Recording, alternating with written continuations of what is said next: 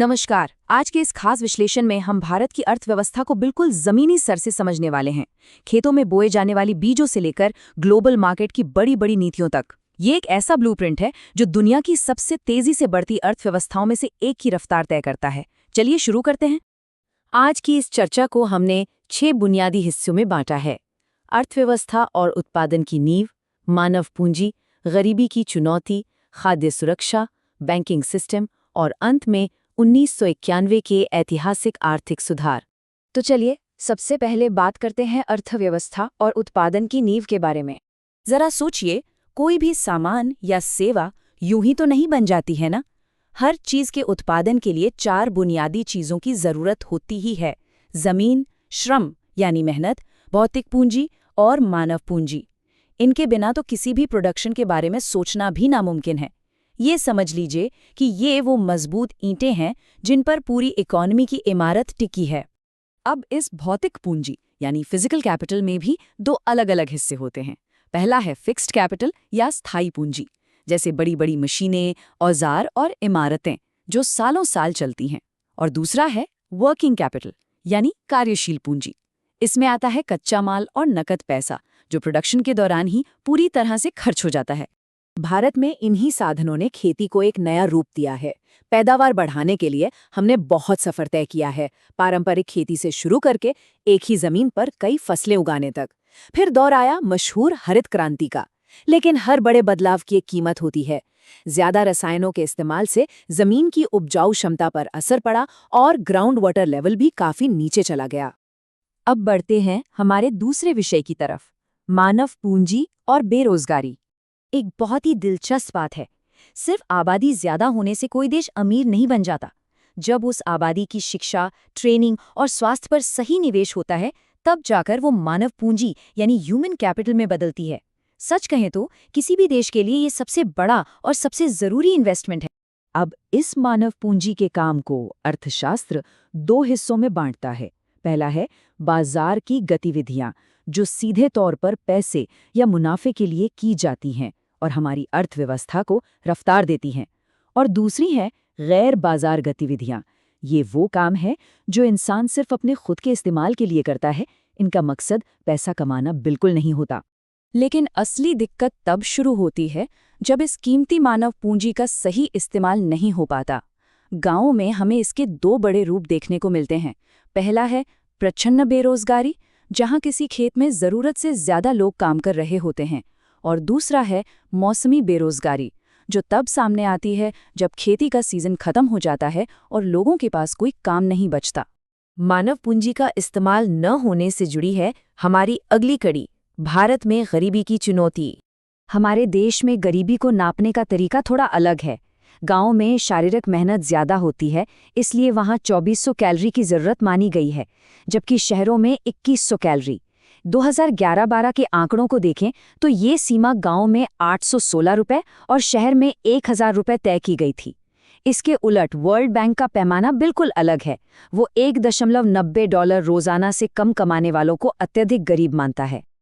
अगर हम जमीनी हकीकत की बात करें तो 2011 की जनगणना के आंकड़े बताते हैं कि बिहार और ओडिशा सबसे ज्यादा गरीबी वाले राज्य थे। बिहार में ये आंकड़ा 33.7% था और ओडिशा में 32.6%। ये साफ दिखाता है कि क्षेत्रीय स्तर पर गरीबी की ये चुनौती कितनी गहरी और गंभीर है। इसी ग्रामीण गरीबी से लड़ने के लिए सरकारी योजनाएं एक बड़ा हथियार हैं, जैसे मनरेगा 2005, जो ग्रामीण परिवारों को 100 दिन के रोजगार की गारंटी देती है। और इसमें सबसे खास बात क्या है? इसमें 1/3 रोजगार खास तौर पर महिलाओं के लिए रिजर्व्ड हैं। महिला सशक्तिकरण की दिशा में ये वाकई एक बहुत ही शानदार कदम है। चलिए अब आगे बढ़ते हैं और बात करते हैं खाद्य सुरक्षा और उसके महत्व की। खाद्य सुरक्षा या फूड सिक्योरिटी का मतलब सिर्फ गोदामों में अनाज भरा होना नहीं है। इसके 3 बहुत ही अहम पहलू हैं। पहला, देश में पर्याप्त खाना उपलब्ध होना चाहिए। दूसरा, वो खाना हर नागरिक की पहुंच में होना चाहिए। और तीसरा, लोगों के पास उसे खरीदने की आर्थिक क्षमता होनी चाहिए। जब ये तीनों शर्तें पूरी होती हैं, तभी असल मायने में खाद्य सुरक्षा सुनिश्चित होती है। इसे ऐसे समझते हैं, जब सूखा जैसी कोई प्राकृतिक आपदा आती है तो एक बहुत ही खतरनाक चेन रिएक्शन शुरू हो जाता है। पहले फसल कम होती है, फिर बाजार में कीमतें आसमान छूने लगती हैं और अंत में जो लोग इन कीमतों को नहीं चुका पाते वो भूखमरी का शिकार हो जाते हैं। 1943 का बंगाल का अकाल इसी विनाशकारी श्रृंखला का एक बेहद खौफनाक और दुखद उदाहरण है। इन सब के बाद अब नजर डालते हैं हमारे बैंकिंग और मुद्रा प्रणाली के तंत्र पर। आजकल तो हर चीज के लिए पैसे हैं, लेकिन पहले बार्टर सिस्टम यानी वस्तु विनिमय चलता था। उसकी सबसे बड़ी समस्या थी दोहरे संयोग का होना। मतलब जो चीज मुझे चाहिए वो आपके पास हो और जो आपको चाहिए वो मेरे पास हो। ये एक बड़ा सिरदर्द था। इस मुश्किल को पैसे यानी मुद्रा ने चुटकियों में हल कर दिया। अब पैसा लेन देन का जरिया भी है, मूल्य नापने की इकाई भी और भविष्य के लिए सेविंग्स करने का सबसे सुरक्षित तरीका भी।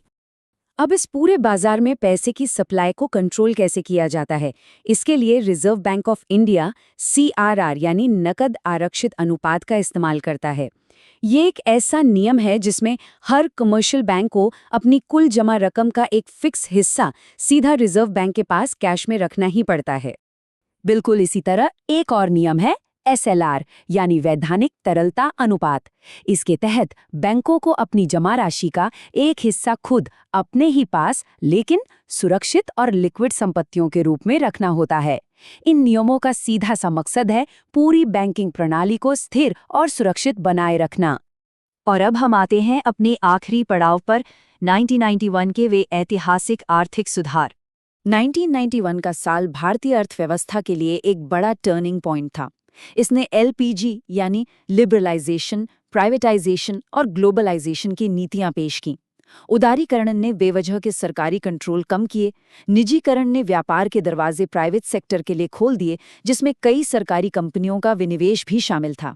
और इन सब के नतीजे में आया वैश्वीकरण, जिसने भारत की अर्थव्यवस्था को पूरी दुनिया के साथ मजबूती से जोड़ दिया। तो आज की हमारी ये चर्चा यहीं संपन्न होती है, लेकिन जाते जाते एक बहुत ही दिलचस्प सवाल सोचने के लिए छोड़ जाते हैं।